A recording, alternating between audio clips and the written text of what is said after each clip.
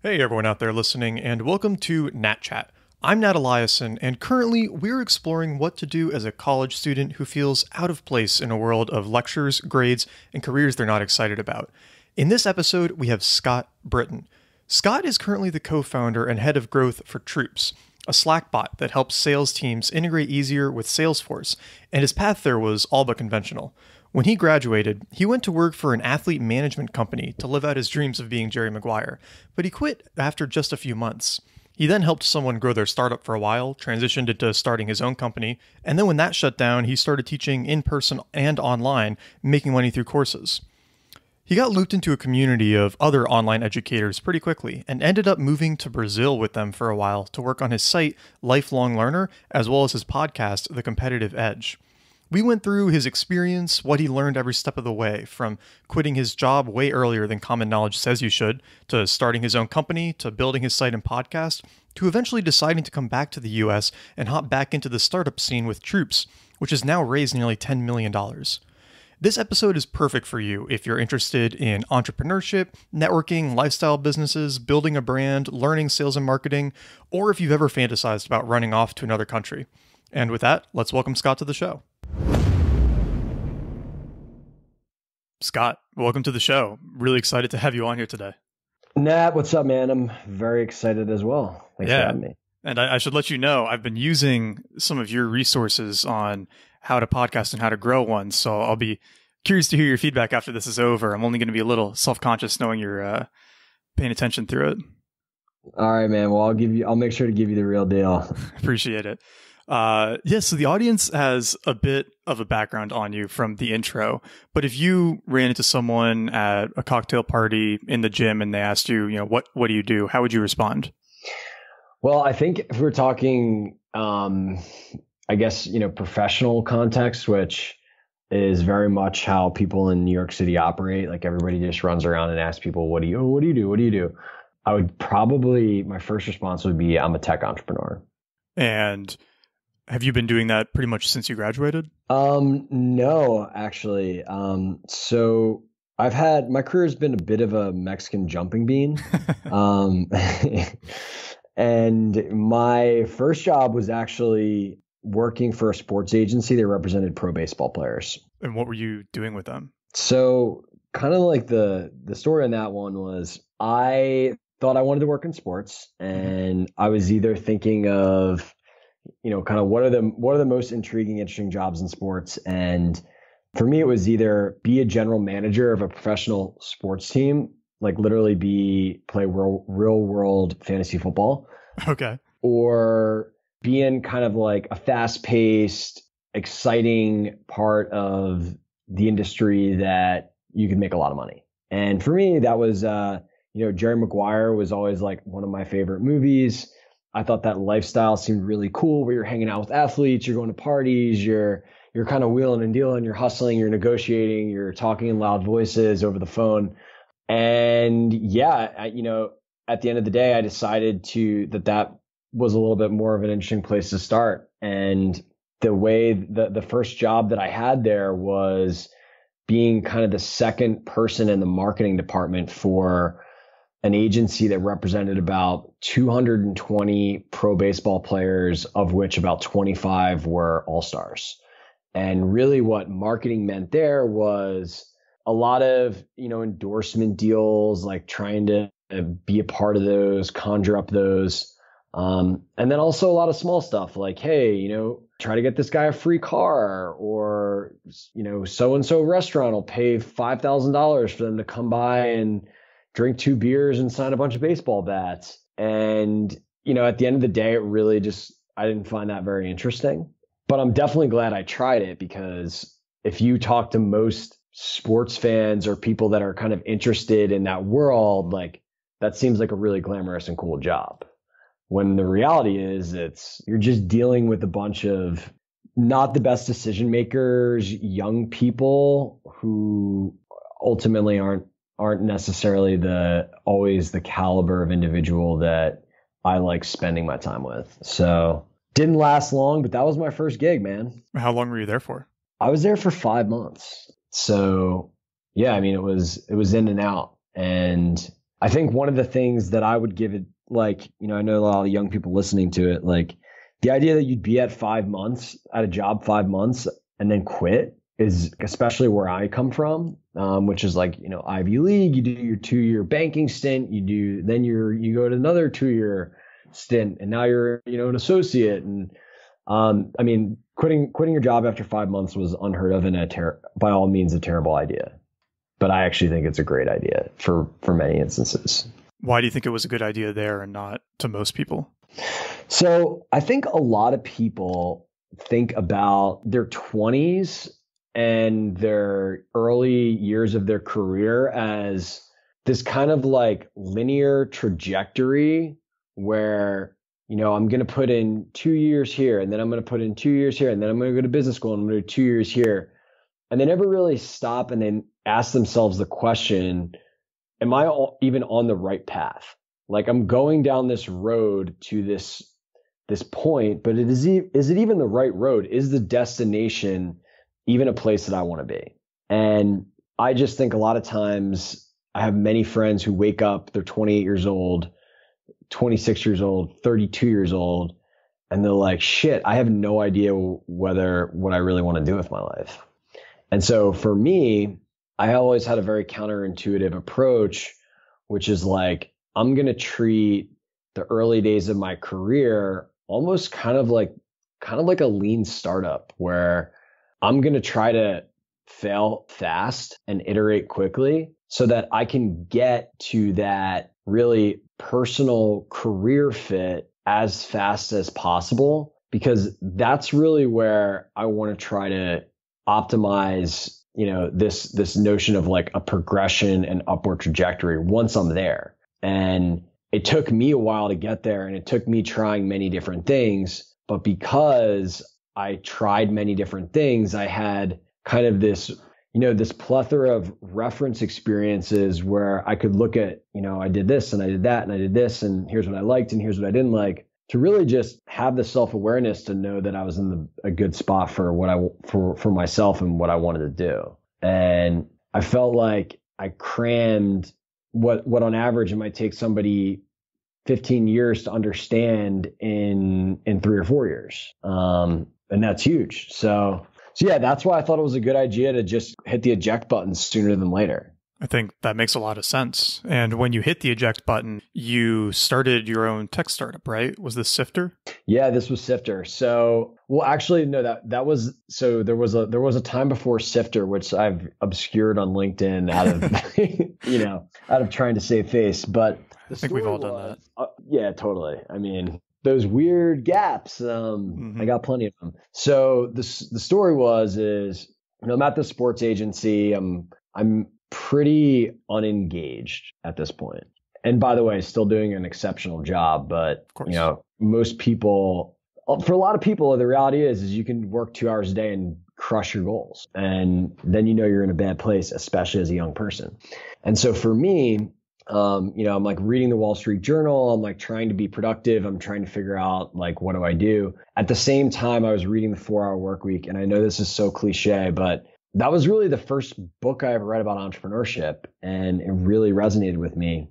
And so I'm like, oh man, I got to get into startups. I got to get into do this like tech thing. I got to be involved in entrepreneurship. Like I can't stand being bored. And I was reading the Wall Street Journal one day, and I saw this kid that I went to Princeton with had just launched this company called College Only, and had raised like $1 million from Peter Thiel. And this was like shortly after Facebook, and he was the Facebook investor. And this was like Facebook 2.0.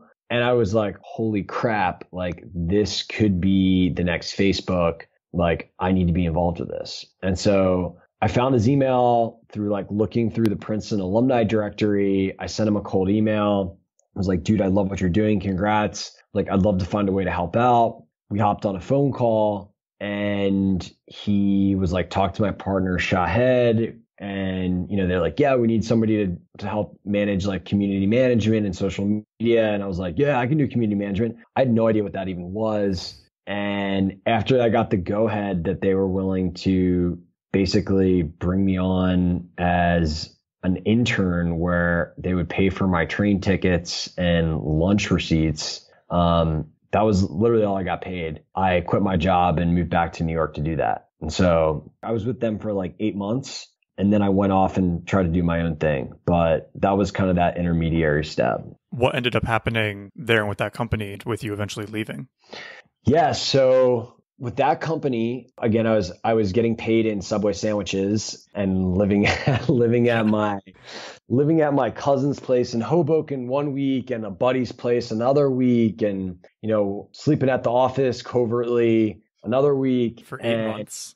So it didn't last 8 months. That lasted probably 3 months, and then I started getting paid $1,000 a month, and that became like still not easy in New York. Oh yeah, then that became like $3,000 a month, and eventually like 4, and I think that's what I was making at the end there. But I eventually was able to move up to New York, and I think I was paying like $1,100 a month, and so I was able to like at least live up there, and I was doing all kinds of hacks to basically live incredibly cheap. Like, this is kind of funny. One of them was I would save my Starbucks cups and I would ask for refills, which were 50 cents instead of just getting a new coffee cup. And I think there was actually some way that I was getting them for free. If you have a gold card, I think it's free, right? Yeah, that's exactly it. So I got a gold card, and so I was getting, all kinds of crap like that. Like, we're not necessarily condoning ripping off businesses, by the way, just for everyone listening.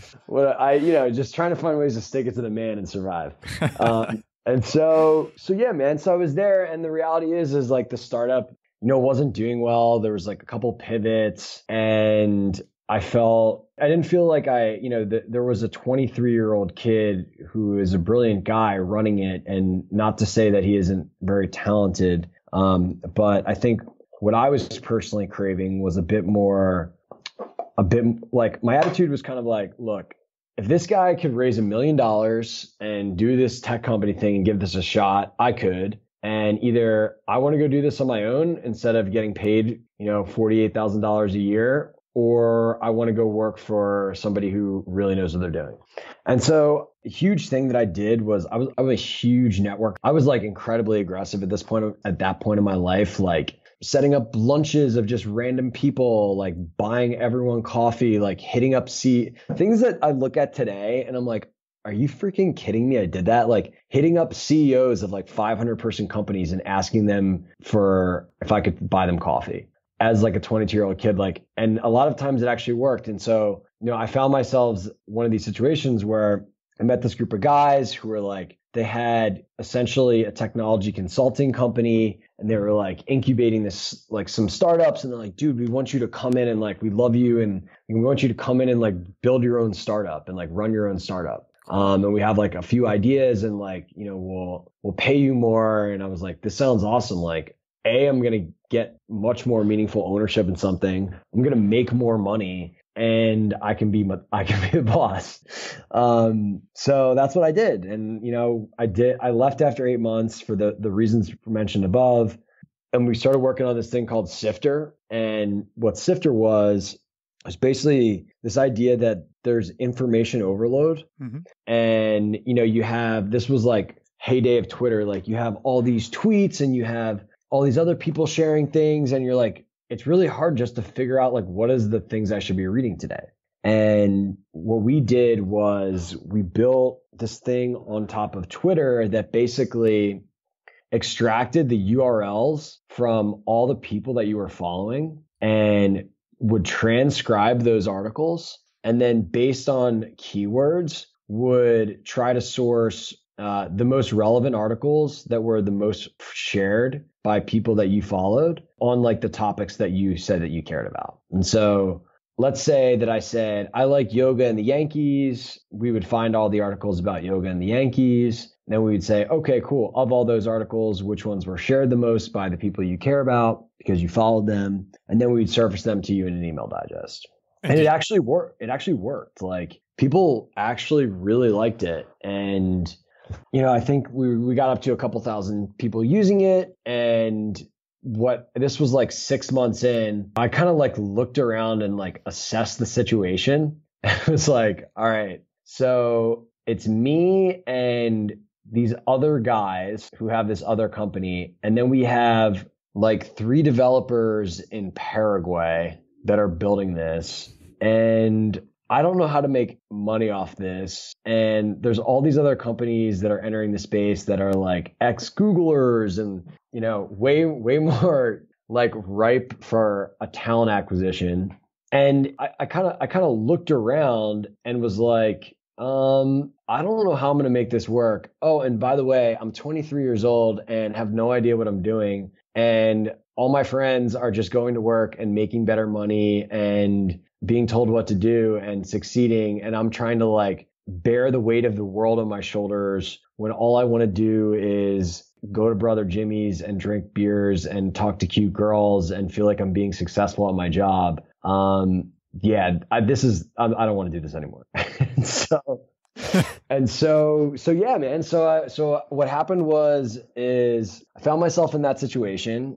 I learned a lot. I wanted just a little bit more guidance. Like I craved somebody who knew what they were doing to tell me what to do, because I knew that I had very high aptitude and I knew that I was really hardworking and smart, aggressive, and a lot of things that I think are important. But I was, just kind of in a position where I felt like I was set up to fail. And so around this time in my networker B way, had found myself on a softball team of one of the guys at First Round Capital, which is like the top venture firm in New York. And he told me that this guy at a company called Single Platform was looking to bring on kind of his first like BD hire that wasn't a co-founder or senior exec. And this guy would like previously started Seamless, which is now like Grubhub. And I was like, yeah, you know what? This sounds awesome. Like this sounds like a little bit better for me personally at the time than doing all the things I was doing. And so I went down and I took a meeting while I was running my own company, theoretically. I was really excited about going and learning from a bunch of older people and being a part of a company that I thought could be really huge. And also just getting back to what I was good at. This was much more of like a sales, personal, being good with people role. And at the time I was like doing product management and front end web development and all these things that were energy vampires. And so I kind of got away from what I was really good at, which was kind of like making people excited about anything that I was involved in and aggressively out there hustling. And so for all those reasons, I basically left my own startup to go work for somebody else. Did you shut it down when you left, or did somebody else take it over? The company that I was working with on this continued to support it. And I actually don't know how much effort they put into like growing or continuing it after I left, but it was around for a little bit longer. And then one day they shut it down. Got it. Was it hard leaving something that you'd put that much time and energy into? Honestly, man, I was incredibly relieved. Like weight off your shoulders. Yeah. I was like, all right, see ya. I wish you guys the best. I'm so thankful. But I am so happy to be done with this. It was not hard. And, it was kind of really interesting what unfolded, but to just answer that question, that was definitely, something that was a sense of relief. Was it a challenge then becoming an employee again after being used to working for yourself? So actually I loved it. And this was something that I never would have thought. But I loved it. It was so refreshing because I just was around all of these great people that really sought an interest in my personal and professional development. And I came in and I had immediate success. I think I like closed my first deal in like week 2. And from there it was like off to the races. And so for a while there, I was really loving it because I was feeling an immense amount of progress where I was learning a ton of new things. I was succeeding at what I was doing. I was getting an increasing amount of responsibility. I had coworkers, which was really fun. Like nobody talks about this, but it's actually, I feel so important. Like some of my best friends are people that I made at that company, and people that I still hang out with are friends I made at that company. And like, that's huge. Like having a peer group your age and making new friends that aren't just your college friends, I think is really important. And, I got to have that there, which was a blast. And so for a while there, I was like, man, this is awesome. Like, I'm working 10, 11 hours a day. After that, I can kind of completely, like, I don't have to be on every moment. I don't have to like wear the weight on my shoulders. Like if I want to go and have sushi with my friends at 7:30 and not think about work until the next morning, like I can do that. And that wasn't how I felt for, the previous year. And so I think it was great for a while. And it wasn't until I feel like I'd really reached a threshold of just a plateau, really is a better word, in my learning and just my like overall ability to influence the business in a way that was exciting, that I stopped becoming happy. Like that at that point, I was like, this is boring. I feel like I'm wasting my life. Like I could do my job with a blindfold on. This isn't good. And that's when I started to think about other things and not like being an employee. And is that about when you started writing your own site? Yeah. So what was interesting, what happened is I actually started writing my own site before I had went to this company. And the reason I did that is because at one point in my journey, like I thought I wanted to be a VC, right? I'm like, man, these VCs, they just walk around all day and have coffees with entrepreneurs. And I'm really good at that. And I think it's really fun. Like, what if I could just be a VC? And so I this one VC who's my age, who's killing it and is still killing it, by the way. He's like, you should write a blog. Like you have to have a blog. You have to have a digital presence. Like when someone applies to work at our company, the first thing I do is I look at their digital presence. Yeah. And so I started writing a blog, and it was because I thought I wanted to be a VC. And I was writing it, and after a while, I was like, I started to get a little bit of a positive feedback loop where people were reading it, and I'm like, well, this is cool. People are reading this and like telling me that they like it. And I started to kind of get addicted to that. And so I kind of cooled off on the blog while I was at the company, single platform. Like maybe I wrote like one post a month just to kind of keep it going. But then as I started to get bored, I started to get more aggressive on the blog again. I started to write, one post a week. And it was actually the catalyst for me thinking about it as a business was this company Skillshare. And at the time, Skillshare was this in-person classes platform where you put up some type of thing you want to teach and a location and a price, and people could say they wanted to join it. And then you could just go and show up and, have a projector and a PowerPoint and give a lecture and get paid. And so I did this class called like 20 plus life hacks. And I think I made it like $15 and I had 20 people show up.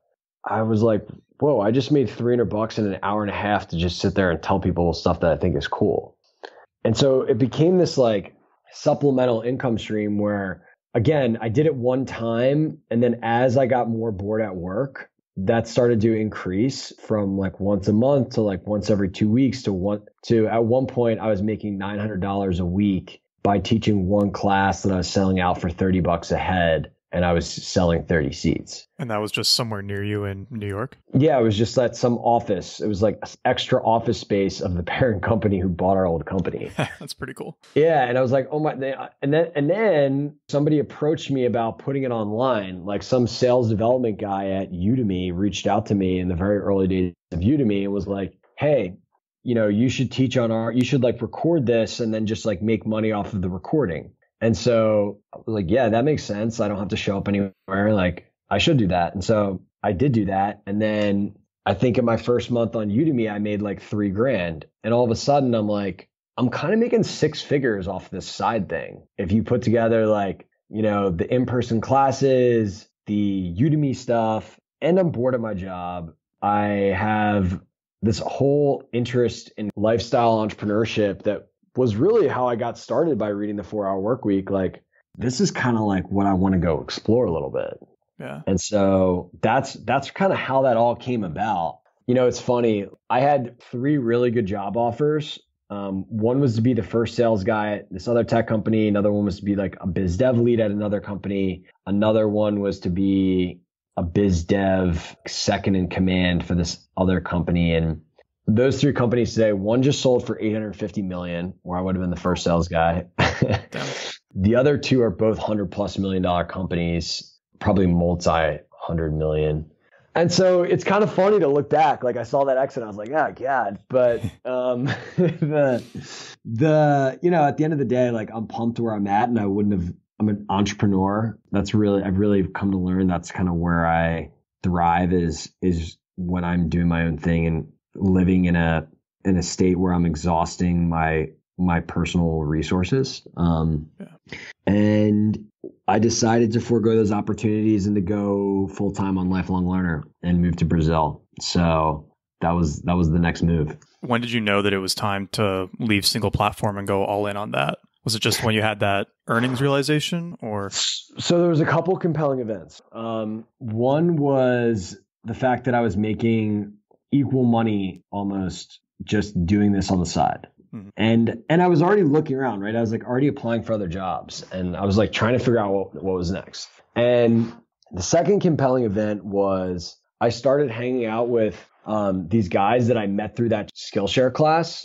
They now run a site called Charisma on Command. Do you know Ben and Charlie? We have so many friends in common, but we've never actually talked. Yeah. Okay. So basically, their class was like how to pick up women during the day.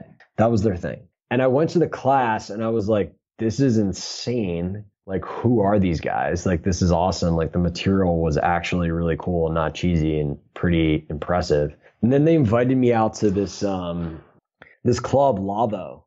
And Lavo is like, a brunch. It's like a insane, iconic nightclub in New York. They're like, yo, come to brunch with us. And I show up to brunch, and they're at a table with like 13 models. And they're all beautiful, and the models all love them. And they're just walking around, just like every single girl is just like, it was like they were literally had a magic potion and were just sprinkling their potion on people. And I'm just watching this go down. And these guys are like actually really cool, genuine interest, like good people. Like they went to like Ivy League schools. Like they're not crazy weirdo, like pickup subculture. It was like one of the guys had a job in private equity. It was like, these are guys that are like in the same frat as me. This is kind of weird. And I was like enthralled by obtaining that skill set. I was like thinking about the amount of money that I wasted on being a typical 25-year-old in New York, going to bars, trying to be cool, trying to meet new people. And I was like, it was like the allure of being able to see anyone you wanted in a room and be able to captivate them, male or female. Yeah. And I thought that was perhaps the most high leverage skill set you could ever build. And so we became buddies. We started hanging out, and they're like, yo, we're moving to Indonesia, Jakarta. Like, we're both doing the Skillshare thing. We're like, you should come and do it with us. Like, you should come and do this full time and move with us. And I just couldn't really get excited about Indonesia. Like I never even like thought about the country in my life. And so moving there was like not interesting. And then they were like, yo, we're moving to Brazil actually. And we're moving to Rio. Oh, and by the way, like one of our other entrepreneur friends is coming, and we're going to have this like entrepreneur house and self-improvement house, and it's going to be epic. And I couldn't stop thinking about it. For me, it was like, this sounds way cooler than going and being like a new account executive at a tech startup in New York. This sounds insane. This sounds like a once in a lifetime experience. That was what really set the wheels in motion, that I was like, all right, I'm quitting my job. I'm doing this full time. I'm moving to Brazil. I'm going to be able to point my finger at people and say booyah, and they'll be my friend or whatever. And that was that, dude. And so that's what set me off this lifelong learner Brazil career deal. And then what happened when you got to Brazil? And then I got Montezuma's revenge, and I left immediately. No. So then I went to Brazil, and I got down there, and I had this idea for kind of on the personal side, I was like, all right, I want to learn Portuguese. And so if I'm down here, I want to be able to speak. I don't want to be a total gringo. And so I enrolled in not a full-time school, but I think it was like 3 hours a day intensive Portuguese for a month. And so I did that. And then I had this idea. I had these couple other Udemy courses, right? And the real course that I wanted to teach was basically a Pandora's box on everything we had done at my company on the business development front. Because what happened was that company I was with had like a monster $100 million exit. A bunch of people were like, what did you guys do? How did you do it? Tell me your tricks. And so this was like basically all the blog posts I had ever written and more in one giant master course on startup business development. And so I was creating that. And this was the first one that I was going to do an actual launch.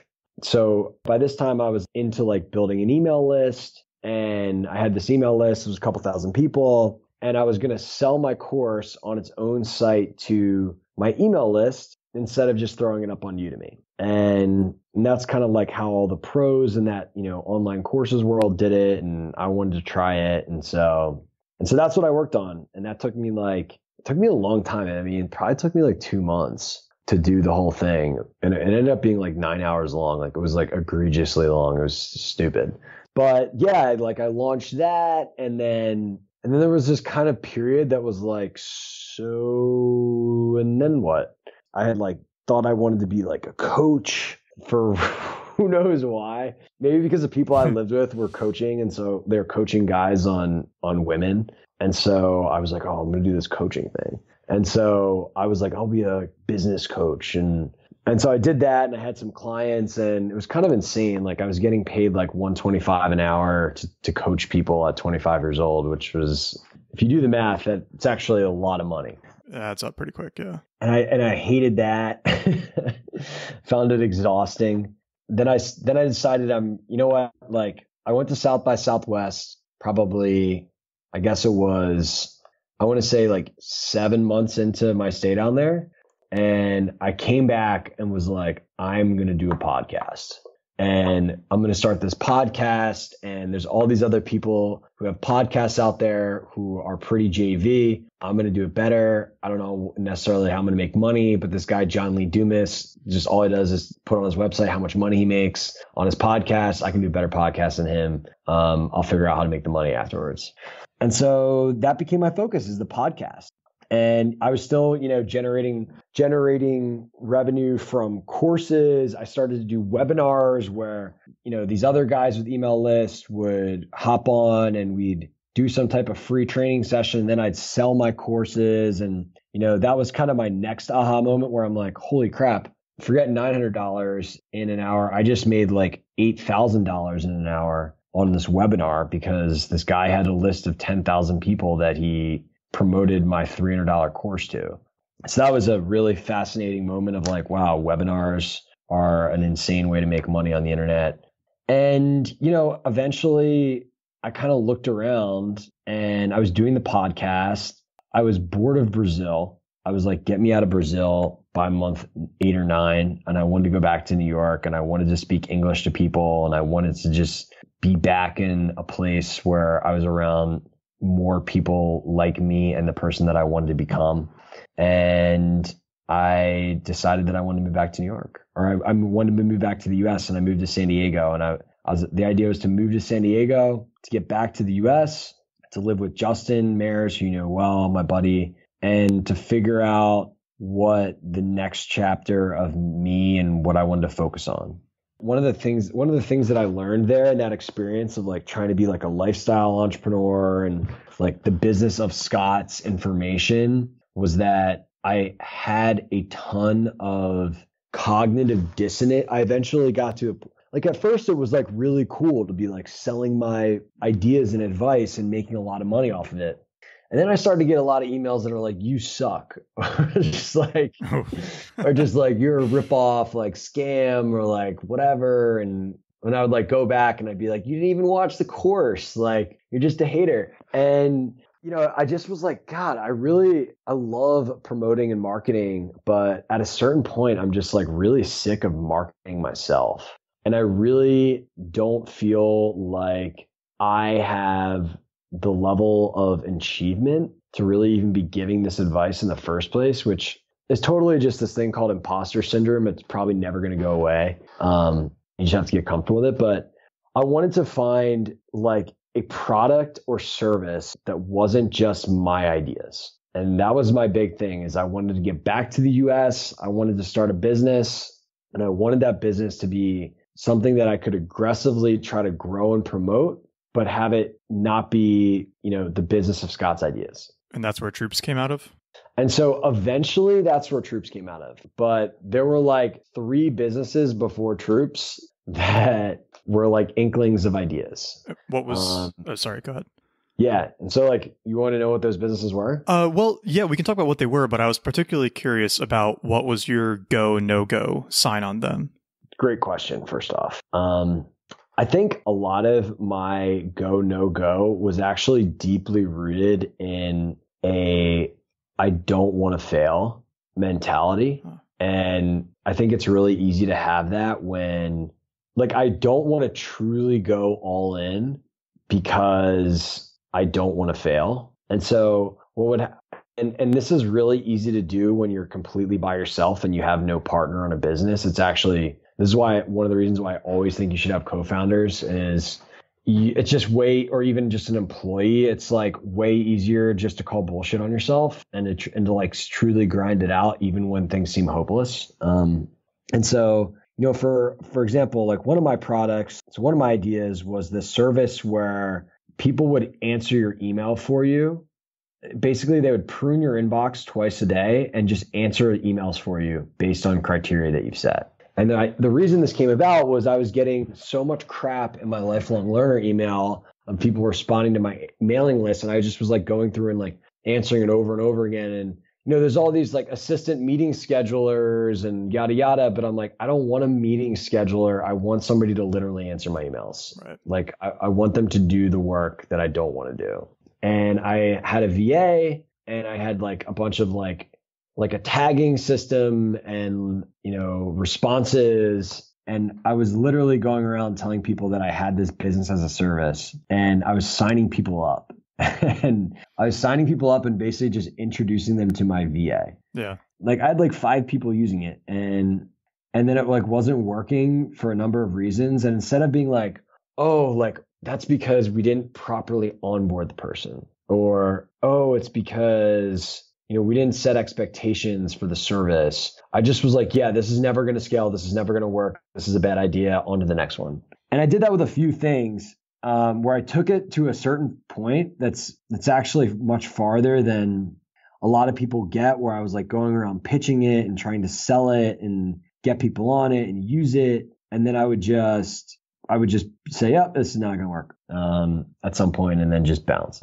And so I did that for a few things. And then I was like, I need to get back to New York. I need to find a co-founder. I need to like be around other people. Again, I'm like building this thing I'm trying to build something in a silo. This is really hard. And then I moved back to New York after 4 months in Vancouver, 4 months in San Diego, and was again on my quest for finding my next thing. And when you ended up working on Troops, was that still just by yourself at the beginning, or did you have those co-founders?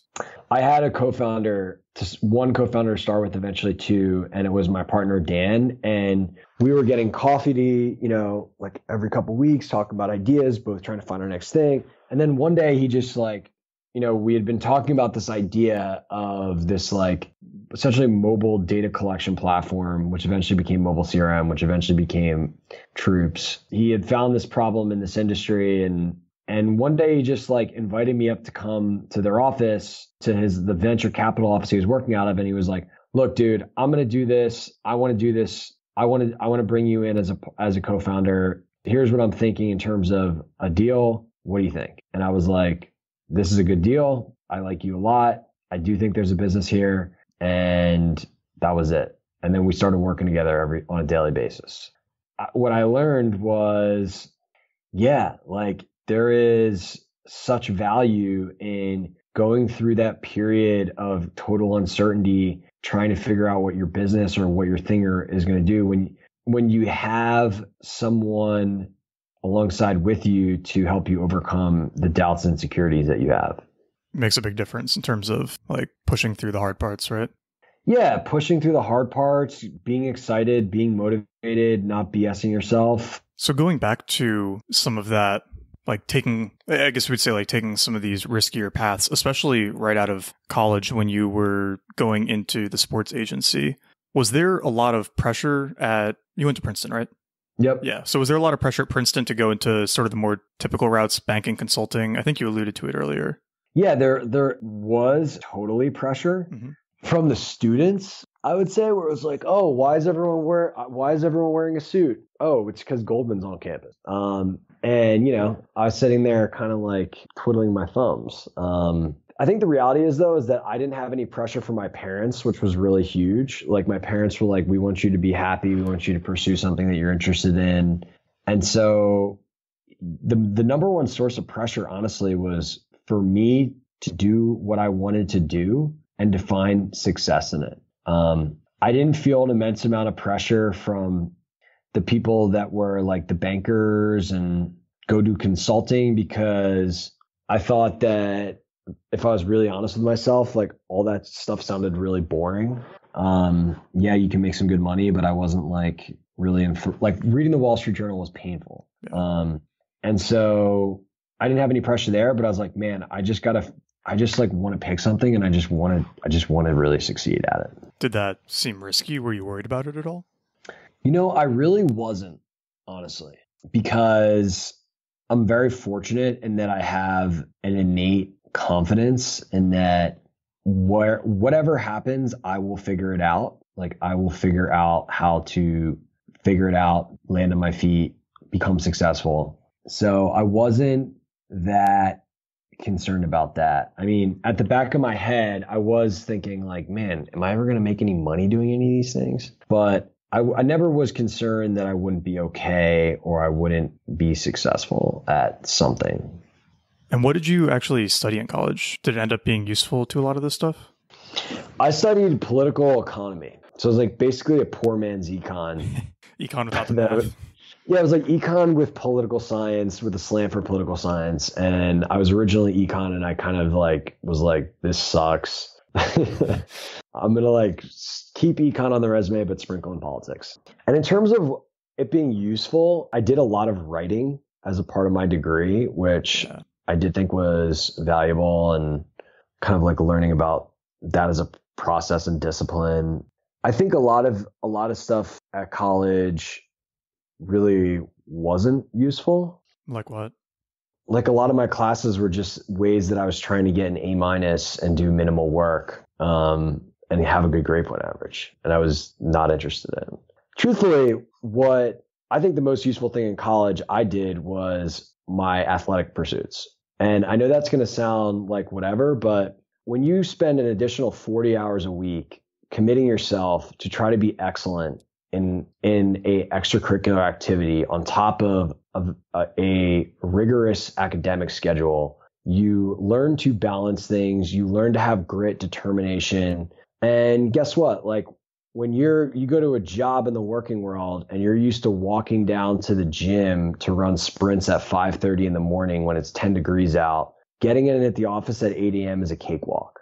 Like learned a level of discipline and grit through the athletic rigor, just kind of schedule that I was on, that all of the stuff that I have to do now is kind of par for the course. Like it's easy. It's not easy, but like, I get up at 5:45. I'm at the gym at 6. I'm in the office at 7:30, and I'm focusing on my most important tasks for the first 3 hours. And to a lot of people, like you have to be an insane maniac to do that stuff. For me, it's like, I've been doing this since I was 18 years old. Like it's not hard anymore. And so I think for me, that balancing act, like getting forced into those constraints as an 18-year-old, Yeah, that was huge. I mean, that really kind of built my discipline and habit and positive habits that have carried me through everything that I've done. If you were going to go back to college, would you do anything differently?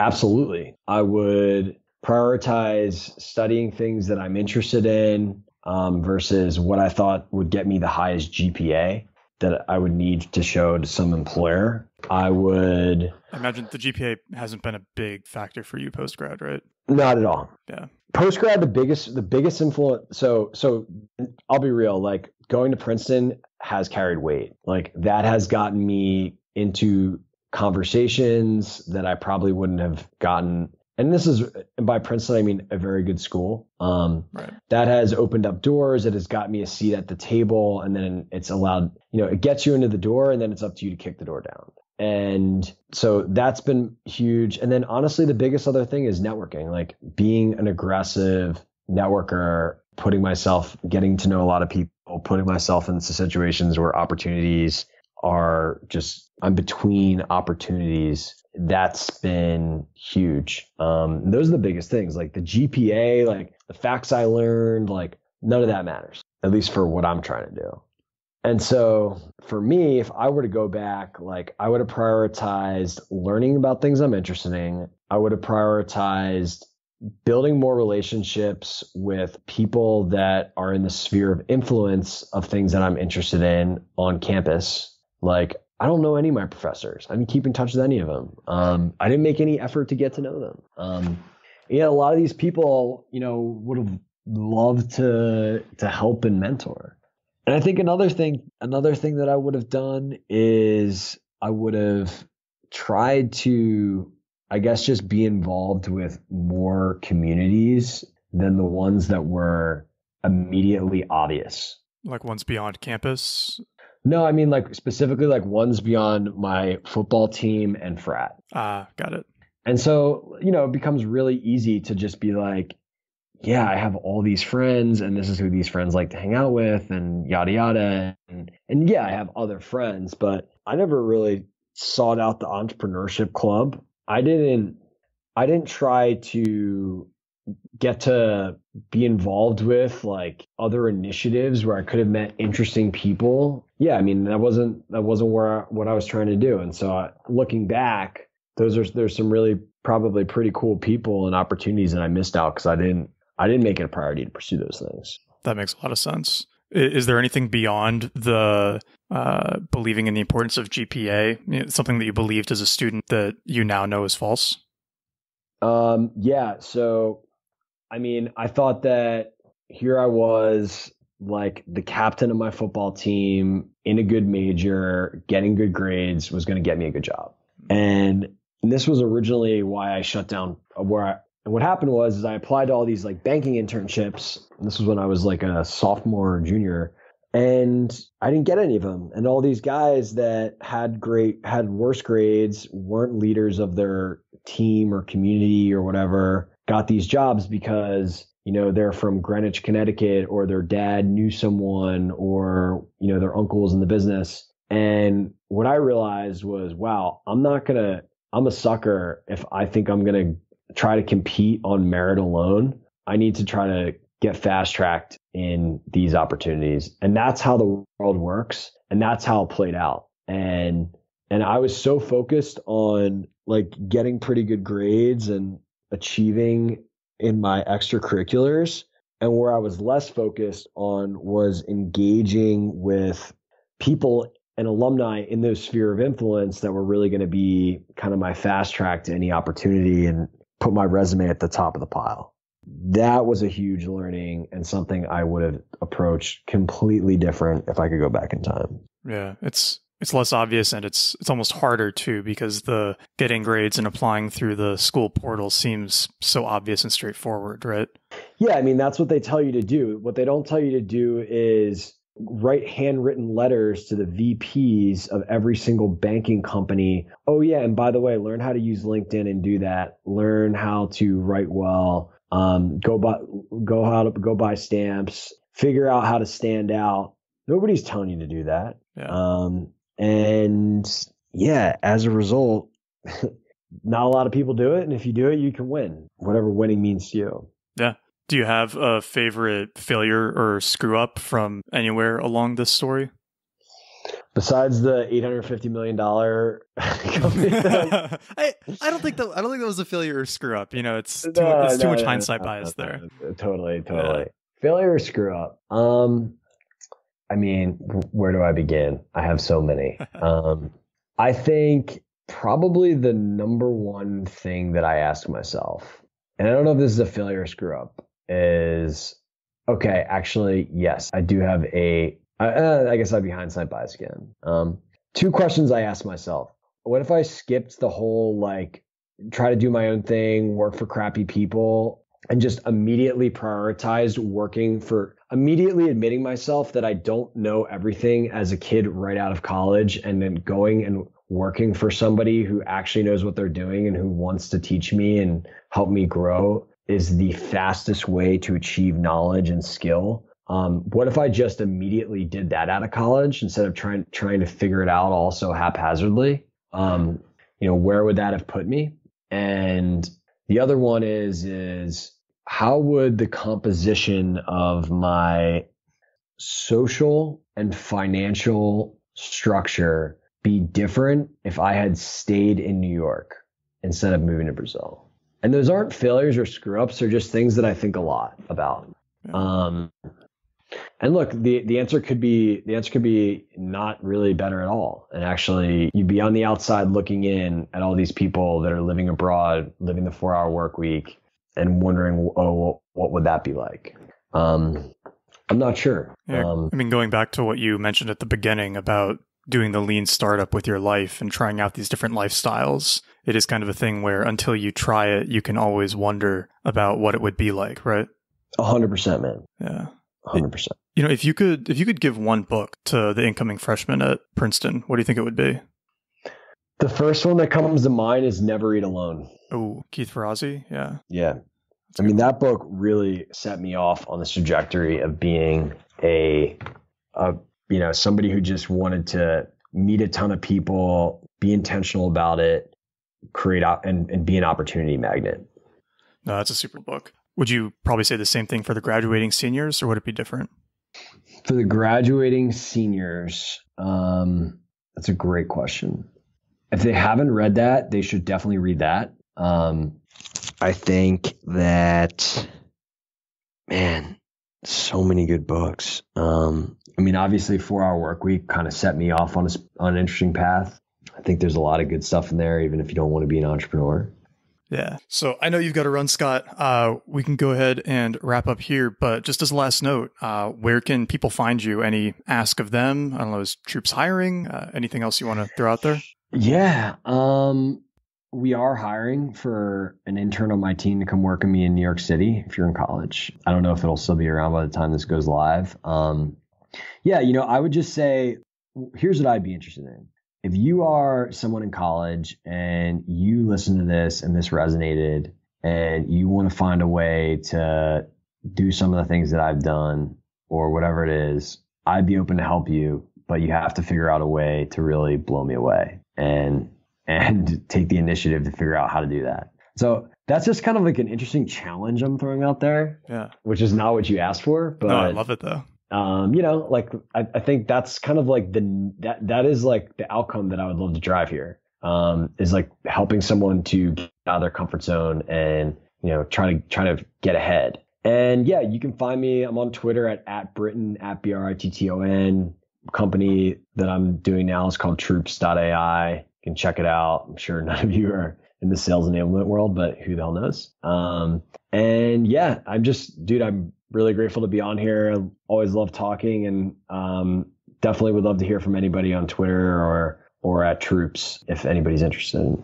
I think that sounds like a great note to wrap up on, and hopefully some people listening will take you up on that challenge because it is a really good opportunity, I think, for any college student. Cool. But yeah, well, thank you so much again for coming on, Scott. This was a lot of fun. There was a lot to your history that I didn't even know as your friends, so I had a great time too. And hopefully we can hang out in person in New York again soon. Sounds like a plan. All right, have a good one, Scott. Thank you so much for listening to this episode of Nat Chat. If you enjoyed the podcast, please subscribe to Nat Chat in iTunes, Stitcher, Overcast, or wherever you get your podcasts. Second, if you're trying to take advantage of some of the information from this episode, be sure you check out the show notes at nateliason, nateliason.com/podcast, and find a friend, because implementing a lot of this stuff is much easier if you have somebody to do it with. And finally, if you enjoyed this episode and you've been enjoying other episodes of the podcast, please leave it a review on iTunes, Stitcher, wherever you listen to your casts, so that more people can find it. This is the best way for it to get some more exposure and to make sure that I can keep bringing these episodes to you. With that, thank you and have an awesome rest of your day.